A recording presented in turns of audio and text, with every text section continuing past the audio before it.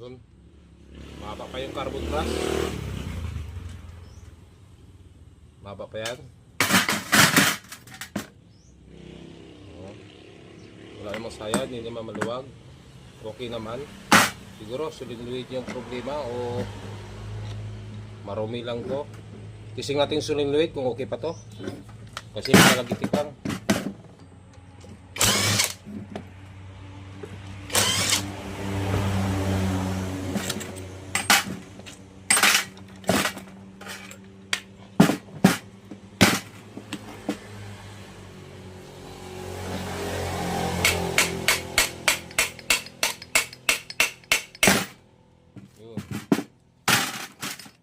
Kita mo may magic.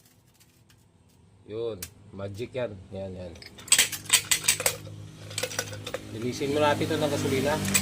Testing mo natin yung solenoid kung okay pa to. Ganito lang i-testing mga kailik. Ito yung negative, ito yung positive. Para malaman natin kung sira ito, kung nag-contact pa tong dalawang to. Yan. Testing natin. Lagay natin ito yung negative dito. Tapos yung positive dito. Yan. Yan. So okay. So ngayon, paano natin malaman kung nag-contact tong dalawa to? Ngayon, ganito lang gawin nyo sa test light. Kung okay pa tong contact ito sa dalawa o baka marumi na o baka manipis na kanyang contact.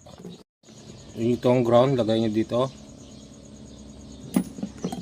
Tapos ito yung positive. Ito yung dalawang positive. Ito. Dito yan. Para malaman natin kung nag-contact tong dalawa. Para malaman natin kung sira na ba ito o kung palitan na ng bago. Tapos ito yung sa kanyang test light ha. Ito. Lagay nyo dito. Yan. Yan. Lagay natin ganyan. Yan. Ganyan ha. Tapos ito yung dalawang positive.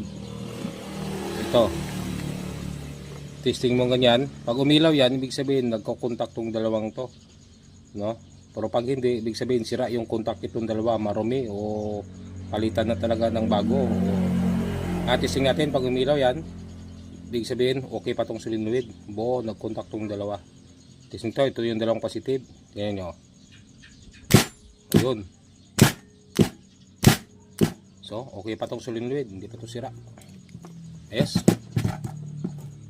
Doon lang tayo sa carbon brush. Baka maluwag lang yung ground, kaya hindi nag-contact masyado.